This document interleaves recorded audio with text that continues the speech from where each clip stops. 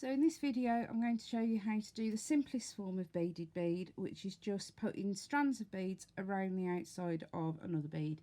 In this case we're using a faceted glass bead. This is an 8mm facet, two colours of size 10 seed beads, a size 10 needle, and I've just tied a keeper bead onto the end of the thread just to stop the beads falling out. So this is just a simple contrasting bead. I've got an orange size 10 on the end here that you just tie with a simple overhand knot, and once you've finished your beadwork you untie the knot and you finish off the thread end. So it's always worth leaving a slightly longer tail than you think you're going to make it easy for you to tie it off when you get to the end. So we're going to start by picking up the 8mm facet, and we're going to pick up 9 of the size 10 seed beads. 2, 3, 4, 6, 7, 8, 9. Okay, then we'll go through the facet, and that pulls the beads up into a strap around the side of the bead. And then we're just going to do alternating stripes, so 4, 5, 6, 7, 8, 9 beads again, and through the facet.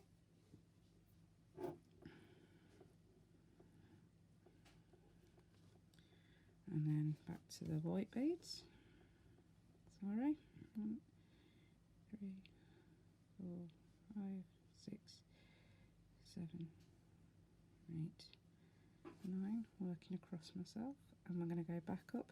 Try not to cross your threads over inside this facet, because if you do that, what's going to happen is you're going to block the hole that little bit more quickly.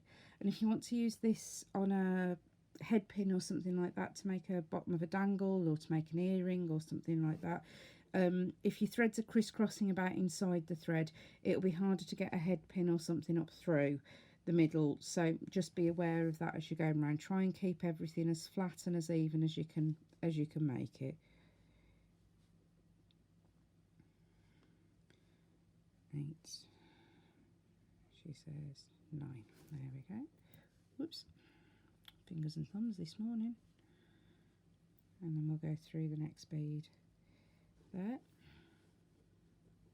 and pull that through. Just make sure you're keeping your tension nice and even all the way around, because as you can see that one's worked a little bit loose and you don't want saggy straps.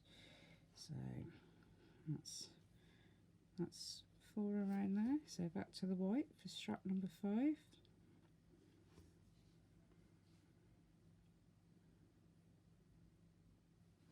And through.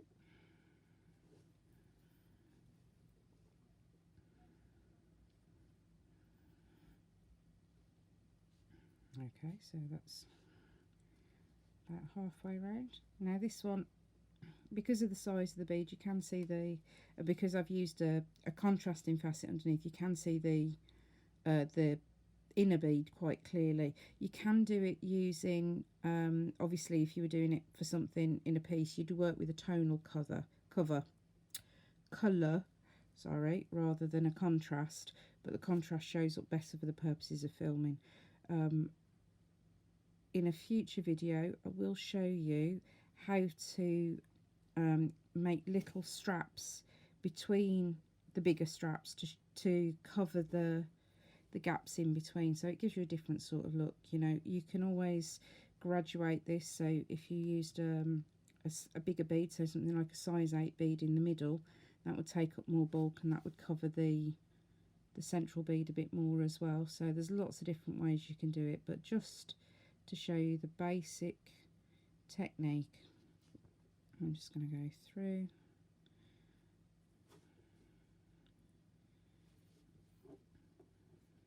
Whoops. Just make sure it's sitting in the right place. Just nice and flat.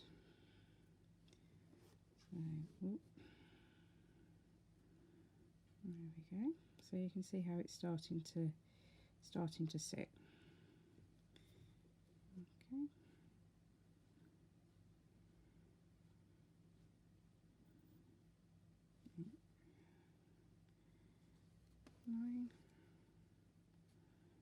And we're going to go through.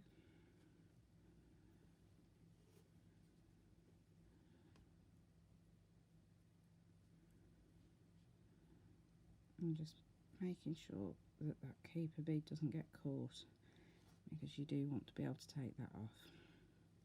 So 2 more straps, I think. 3, 4, 5, 6, 7, 9, and through.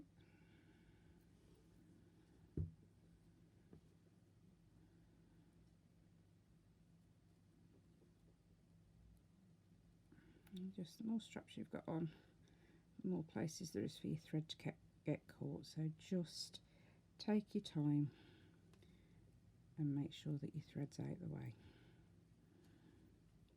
There we go. And one final red bead to go in there. Starting to look like a little peppermint sweet. Making me quite hungry. 6, 7, 8, 9.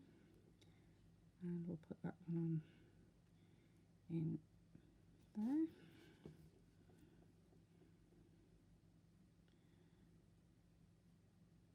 There you go. You can see we've got our straps of beads sitting around the edge of the facet. Okay, so a little bit of texture, a little bit exciting, but finished. So to finish off your thread ends, what you need to do is pick a strap and come down through a few beads, go under your working thread and through, and pull that down and pull your knot there, go through, another couple of beads. These things never go well on camera, do they? There and through,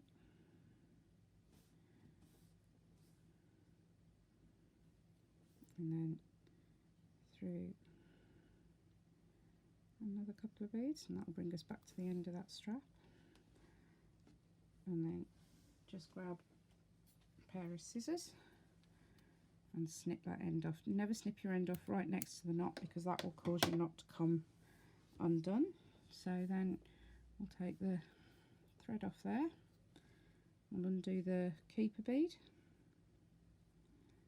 just there, and we'll tie a knot. We'll thread the needle and we'll tie this end off in exactly the same fashion. Oops.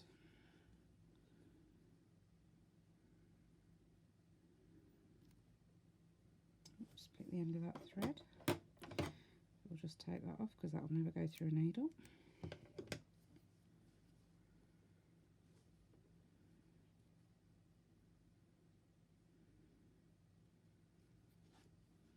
Thread your needle, go through, pick a different strap to go through. So I went through a white one last time, so we'll go through a red one this time, and go through.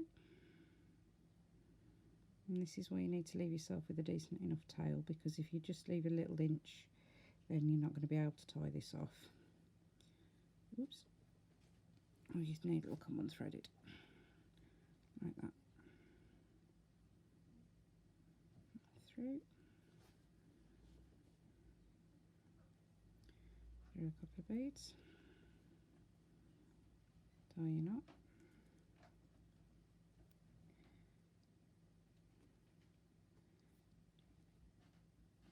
Through a couple of beads, and then we'll trim that tail there. And there you have it, one simple beaded bead. Now you can do this around other sizes of facets. So that's around a 6mm facet, and I've just used the rainbow colours for the Beadworkers Guild there. That's on a stringing thing, so that is a 6mm facet with 7 size 10 seed beads in the strap. Or what looks really sweet on the end of a tassel strand is you can do it around a size 6 seed bead. So what we did with this one was I threaded up the tassel strand, put the size 6 seed bead on, turned a little picot on the end, came back up through the size 6 and then put the straps of 4 size 10 seed beads around just to fill it up and make it look a bit decorative on the bottom. So lots of those on the bottom of a tassel strand could look quite exciting. And that is your basic beaded bead.